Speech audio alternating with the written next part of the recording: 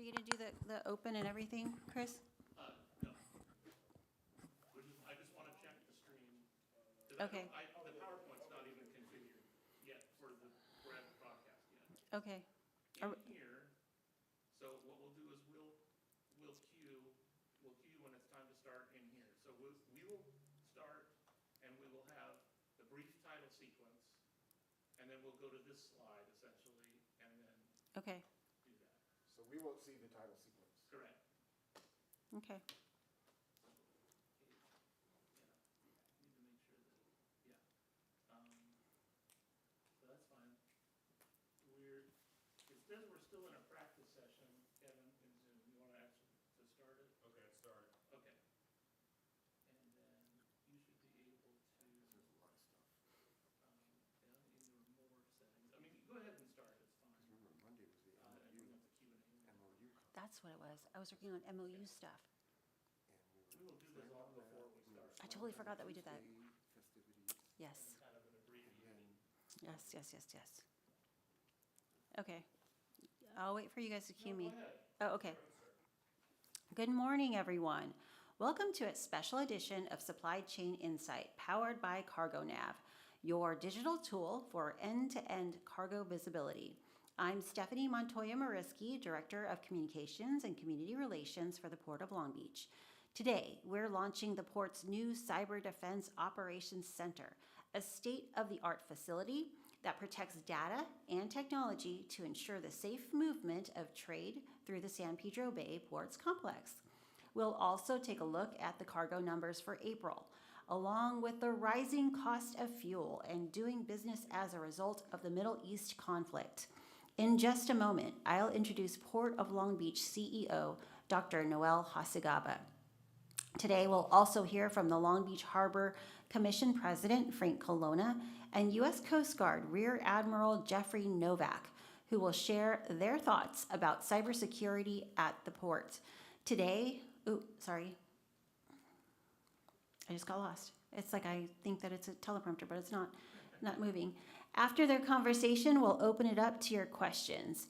If you are joining us remotely, please use the Q&A feature to start submitting your questions now.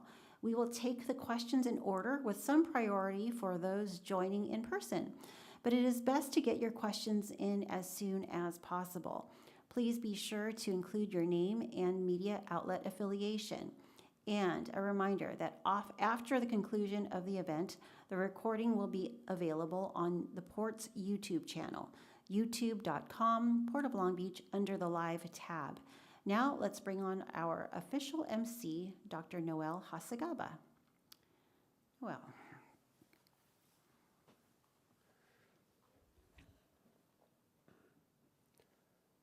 Good morning. My name is Dr. Noel Hasegaba, CEO of the Port of Long Beach.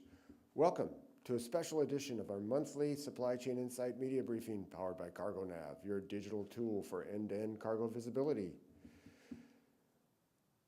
Thank you for being here as we launch our new Cyber Defense Operations Center, or CDOC.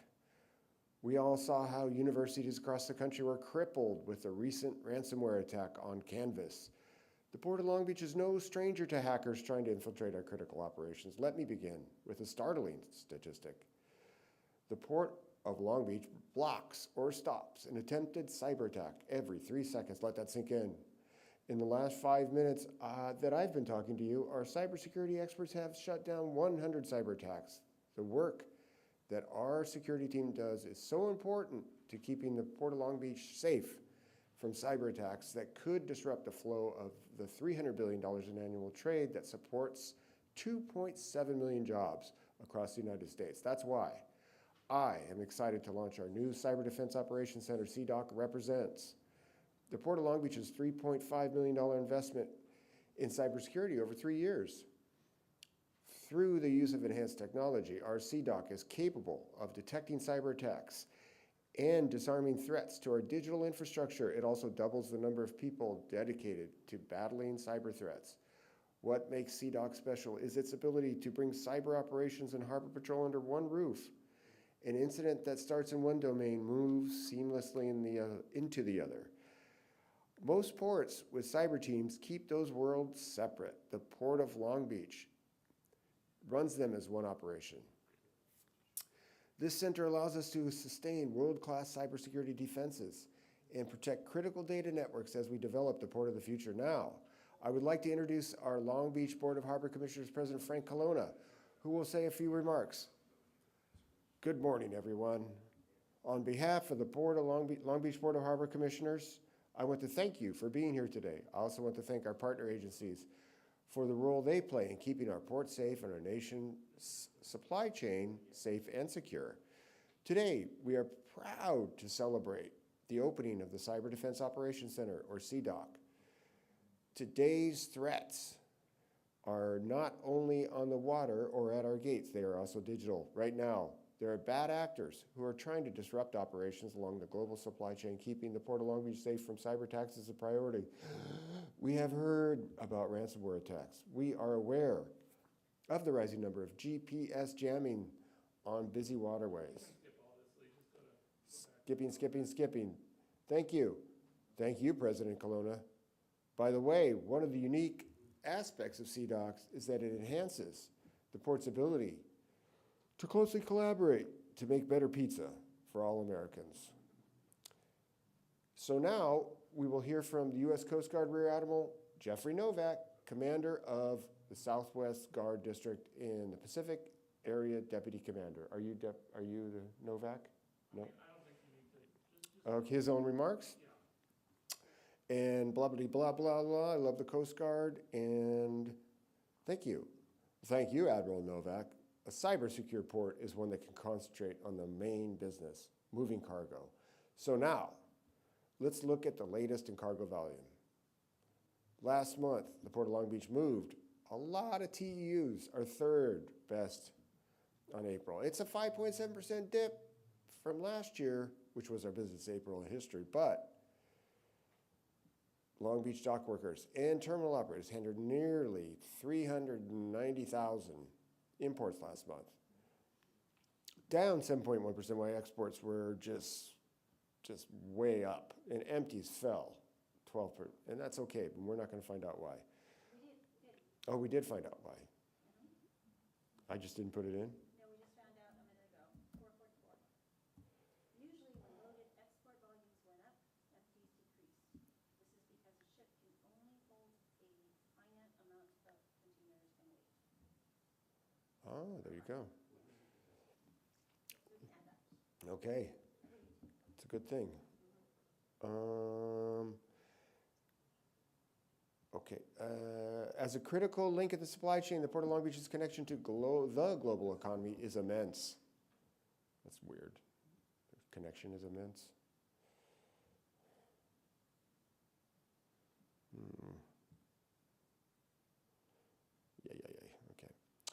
Yeah, okay. I'm looking for my keyboard. It's right there. Just 2 weeks ago, the Port of Long Beach saw the arrival of the new Corolla, the last California-bound oil tanker leaving the Persian Gulf before the conflict began there. We bring in a lot of oil, and some of it comes from the Middle East. Clearly, the conflict in Iran is reshaping shipping routes. As energy costs rise in the wake of the Middle East conflict, we're going to see greater impacts. For example, automakers and beverage companies are contending with higher aluminum prices. That's because roughly 9% of the world's aluminum comes from the Middle East. Toyota has said its suppliers are setting higher prices for the materials, and Spirit Airlines shut down earlier this month, to the dismay of many. Meanwhile, container lines say bunker fuel prices are tightening, but fuel supplies are tightening, and congestion is up at fueling hubs, which Roger said there is no such thing. For example, Hapag-Lloyd says its fuel costs have gone way up. These numbers and anecdotes tell the story of an unsustainable situation. The 21st century economy runs on energy. Diversification is hard to say, and independence. The Port of Long Beach is acting now by investing in zero emissions equipment and clean shipping and truck corridors. We are building the port of the future today, making it more sustainable, competitive, and secure. Meanwhile, a growing number of companies have incorporated digital tools into their operations. And while these tools have the ability to see through time and save costs, For example, Canvas, educational platform never heard of, used by more than 30 million users across the world. The supply chain is not immune to attacks. Slide with data. In 2025 alone, the number of cybersecurity incidents in the global maritime industry soared by 104%. The average financial impact of ransomware attacks came to about $500,000 per targeted organization. Wow, that's good business. Cybersecurity is more important than ever, and supply chain must be vigilant.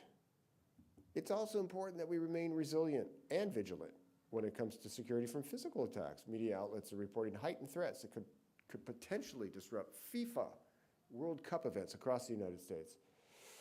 As one of only 18 commercial strategic seaports in the United States, the Port of Long Beach has a duty to support force deployment. The Port of Long Beach? That's the last slide before the Q&A if you want to. Okay, now we will take questions from reporters. Thank you for joining us today. And many thanks to our guests, Frank Colonna and Admiral Jeffrey Novak. This concludes this edition of Supply Chain Insight.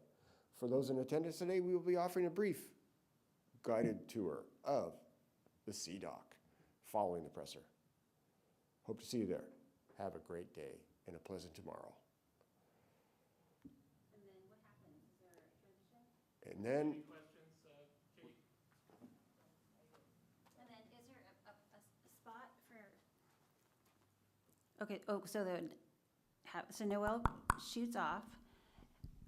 We need to have directions for him. you round up wherever reporters want to go. Yeah. Follow him out the door to the Sea Dock. No. We need to open up the questions for here. Yeah, we passed.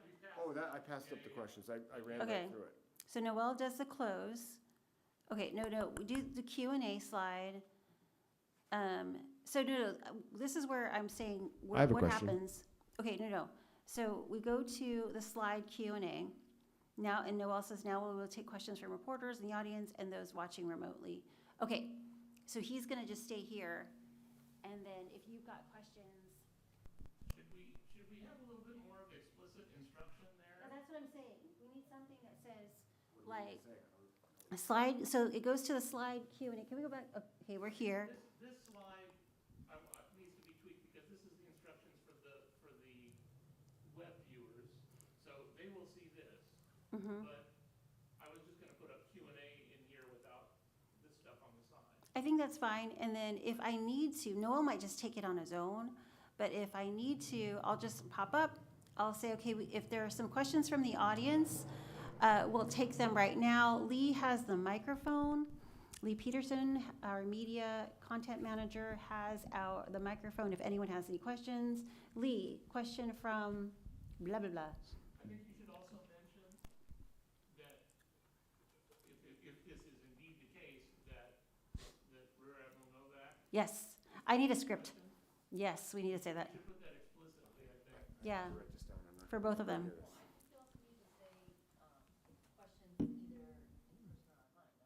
Yes. Now we will take questions from reporters in the audience and those watching remotely. Does that cover it? Yeah. Very good question, Kate Kirkendall. Well, we Representing. say that. Now we will take questions from reporters in the audience and those watching remotely. You need some language in the script saying, is there anyone with an audience, in the audience with a question? I think Yeah. you should explicitly say for either Noel or, Admiral Novak. yeah. I don't want to leave, are you going to add Frank into that? No. No, they should be, I'm gonna ask them to sit when they're done talking, and then afterward, when Noel says his name, and then I will be sitting here too, I can just be like, Admiral Novak, we're up, and I'll grab him, he can stand next to Noel, and we'll go from there. And then, questions from the audience? I've got a question. What happened to my microphone? I turned it off. Well, Mr. Peterson, you need to learn how to use your mic. Yes, how does this work? Um, Need starter questions, and we'll have starter questions. And we'll have starter questions. So we'll do the questions, and then and we also have Kate Kirkendall with Communications, who is monitoring online for she's looking for any remote questions. Kate, is there anything online that we can ask Dr. Hasagaba or Admiral Novak? And then you go. Yeah, but let's write that down in the script. Okay.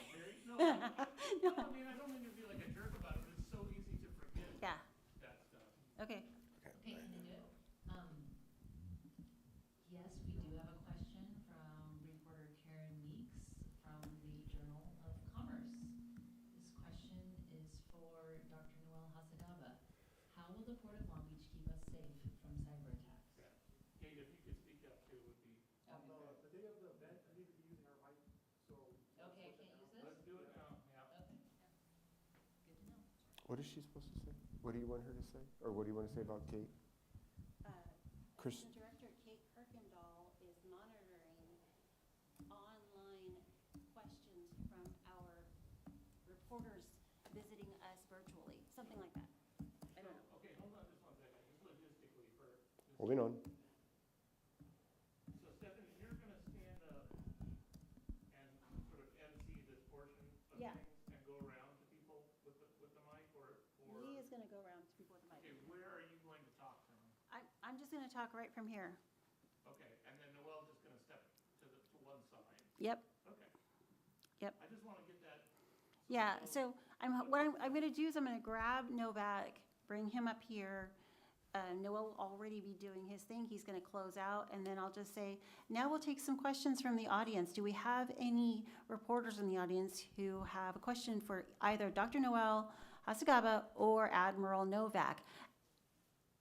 Manager Lee Peterson is roaming the audience right now for questions, and then Lee will have the Okay. microphone. We need to have a little transition there for Noel to cover, like in the script, to bring Stephanie up.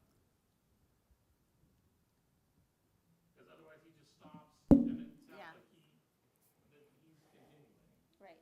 Noel just sent his edits to the script. Well, that's good, better than at 8 in the morning. Yeah.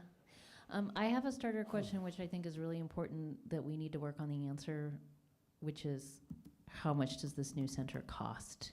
And Karen has heard back from cybersecurity an answer which I don't think is great, which is $600,000, and that's weird to say. We Thought have we got something to in the 3 script. million. We have something in the script about Yeah, three, it said it was 3 $3 point, million over 3 years. yeah. Oh, okay. I'm sorry. My It's a bad. new, yeah, I only knew that when I read this today. Okay. It hadn't been in there before.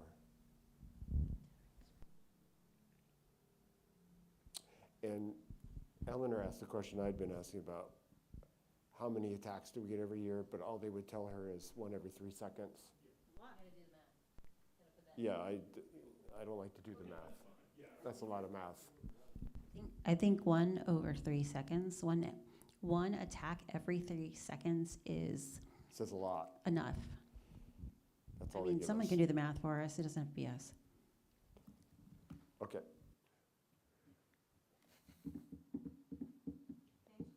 Thank you, and that concludes our questions. Christopher Berry back there? Are we clear for like audio and stuff? Do they know, like is it gonna go online? Like, have we tested everything? Yeah. Okay, good. No, we are streaming this right now to Karen and Eric. Hi, Karen. Hi, Eric. The other thing is that Lee, who's going to do the starter questions, me or you? I think you is better. No. Those come from online. That comes from you. No. It's less awkward if it comes from you. Okay, I'm just saying that there's probably not going to be any questions in the physical audience. So No. he's gonna- We have media coming. There's some meeting coming, right? The RSVP, so. Yeah. No. Starter questions start with you because it looks like it came from someone, even if you say you have a question. No one knows. Well, normally I say the name and the outlet. So how do I just leave that out and everybody knows? What I Okay. usually say is, as we let everybody get prepared to take some questions, some questions that we know that reporters are asking about. Mhm. Dr. Hasagaba, Okay. how much do we spend on this facility? Okay. Blah, blah, blah. Got it. Thanks. And then people are gonna start asking about Iran and how that affects the, that's what they're gonna ask. Yeah. Yeah. You guys don't need our mics at all. But he was answering those all